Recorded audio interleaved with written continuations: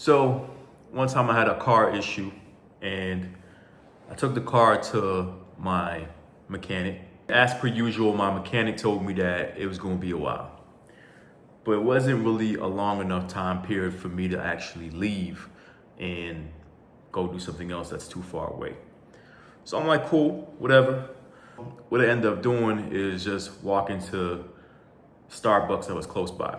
As I'm walking to the Starbucks, there was this Indian dude, and he was just staring at me right in my eyes. Staring at me in a way that a man shouldn't stare at another man unless he wants some confrontation.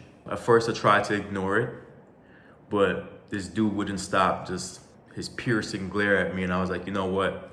I'm gonna have to address this. So I walked over to him and I was like, hey man, what's up? Do I know you from somewhere? He looked at me and he said, my friend, you just opened up your business, but you're already thinking about your next venture.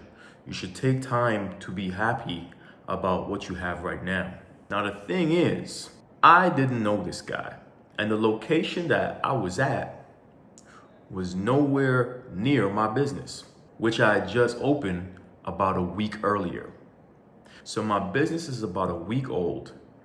I'm about an hour away from my business location, and this guy was able to tell me exactly what I was thinking about and explain my circumstances to me. This is a little strange. So I was a little taken back by it, and I kind of looked at him like, okay. And then he said, yes, your ancestors are very interested in you and they watch over you. You're gonna get what you want in this life, but you just have to be patient. That was mind-blowing to me because I'm an extremely ambitious person. What kind of trickery, what kind of sorcery was this man playing on me to be able to tell me what is in my head and what I'm thinking about, and be able to tell I'm ambitious by just a glance? Was it something in my body language? Was it something about me that he could just make some inferences and just guess where I was at? I personally think that's highly unlikely, but hey, that's just me. Now that is one of the 3 times I've had unsolicited readings. I'm not into the whole tarot cards and gonna go get a reading and all that. That's just not my thing. I'd rather live life the way it's supposed to be lived. I'm not trying to get any inside information. But there's been 3 times in my life where somebody has come up to me and told me personal information about myself that they had no way of knowing my situation. It happened again when I was at my barbershop. There was another dude, a Sikh Indian, and he was walking past my shop. And as he walked past my shop, he acted like if something hit him.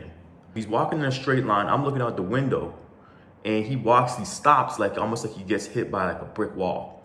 But the thing is, there's nothing in front of him.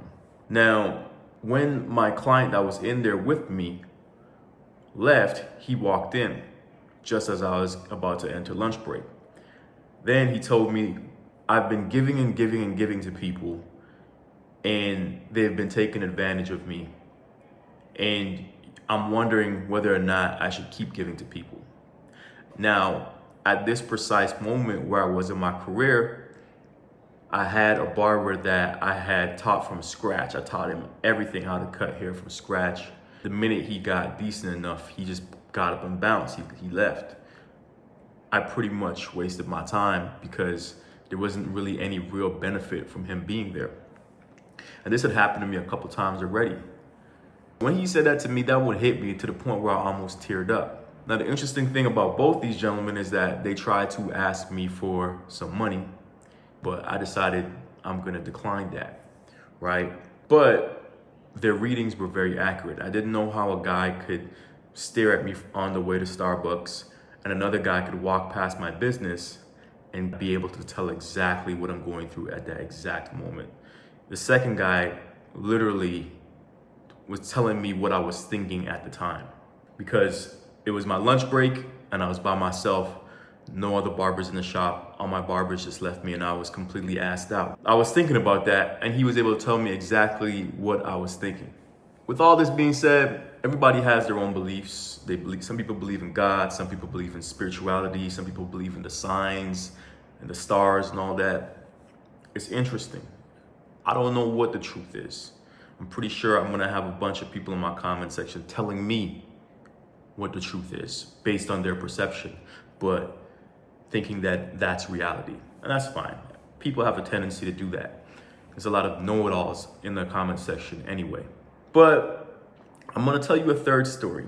I could actually make a series out of these stories of events that just seem to happen, right? These events just seem to happen at times exactly when I needed it. Maybe about 10, 12 years ago, I got into a car accident. I was sitting at a light and boom, this dude smashed me right in the back of my car. Sorry, it was a girl, right at the back of my car, completely crushed the back of my car. It was me and my girlfriend at the time. We're just sitting in the car at the light and this girl just boom, smashes me. Actually, it was more than 12 years ago, to be honest. Anyways, smashes the back of my car, hits me so hard at a standstill that my trunk goes into my back seat. Immediately, my back started hurting. Like a lot of people front when they get rear-ended, like their back is hurting. No, my back was hurting immediately. She left the scene. I was able to find out who she was because she hit me so hard that she imprinted her license plate in reverse on the back of my car. So I was just able to take a picture of that, send it to the police, whatnot, and then they were able to find out who she was. Then I went through this long period of physio, and going to get these massages and all these acupuncture and all these different things and whatnot. I was able to still make money based on what I was doing at the time, but money was running short. There came a point where it was so short, it was looking like I was going to be homeless. I remember my girlfriend at the time, she was crying because we were about to be homeless. We didn't have no money. All the money had dried up and we knew that we were supposed to be getting this insurance check, but we didn't know when.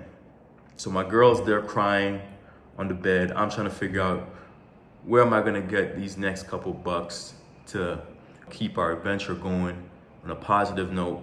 Then we get a phone call. Literally that second, we got a phone call. She shows me the phone call and she's like, it's the insurance people. I answer it. They're like, hey, we got a check for you for $30,000. That timing was crazy.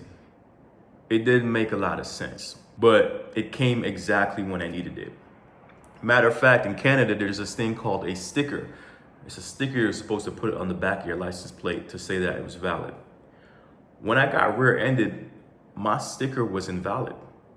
The guy at the crash place saw that and he said, dude, your sticker is not valid, which means you can't get any insurance. I didn't even care at the time because I wasn't even thinking about that. I was just trying to figure out how I was gonna get rid of this car and what I was gonna do next. And then he signaled to the guy behind the counter to change my sticker validation to make it valid.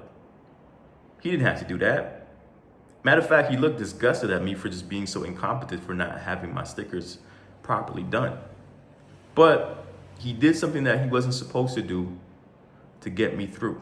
And all these series of events, the girl rear-ending me, the dude putting through my sticker, and then me getting this money exactly when I needed it, it seemed like it was some sort of divine intervention, like everything happened exactly when it was supposed to happen. I do believe that first seat guy. I believe that somebody is watching over me, and somebody always has been. I've been in Guyana for a while now, for a couple days. And on my first day, I'm exiting the taxi, and if I took another step, I probably would have got ran over. But I stopped at that exact moment. I don't know why I did, but I did. And the car zoomed past me. Like I said, I could make a series on these things happening, these strange events, whether things don't happen or do happen exactly for me. I don't know what you believe in, but if your heart is pure, if you have faith in a higher purpose, or you even believe that you're destined for something great. I believe the universe, God, people call it all different types of things, is here for you and here to put you in the best position to win. I know I've experienced that personally. I've had a lot of ups and downs, but things always seem to work out in my favor. Maybe I'm blessed, but I don't think I'm special. I think we all have these moments. A lot of people just don't take the time to recognize them. Even if your blessings don't come in a $30,000 check or a series of events that benefit you and put you in a better place, just little things. Having hot water. 50 years ago, nobody had hot water. Having the ability to use a phone and watch this video. The way that we live right now, we have so many blessings that people 50 years ago could have never dreamed of, and people 100 years ago could have never fathomed. Every day I try to give thanks for my blessings, and I don't pretend to understand it. I don't pretend to know where it's coming from. But all I know is that I am blessed. And if you woke up this morning, you're blessed. And there's so many things that you could make a list of that you could feel blessed about. But a lot of us spend so much time focused on the negativity and focused on what we don't have. If you have hands to type, if you have feet to walk, if you can eat, if you have a roof over your head, if you have family members that love you, if you have your health, you are blessed. I don't know if you thought about that today, but I want you to think about it. Maybe you could even write it down, but you are blessed. And every day is another opportunity to put yourself in a better position. With all that being said, thank you for listening to my story. I'll catch you in the next one. Peace.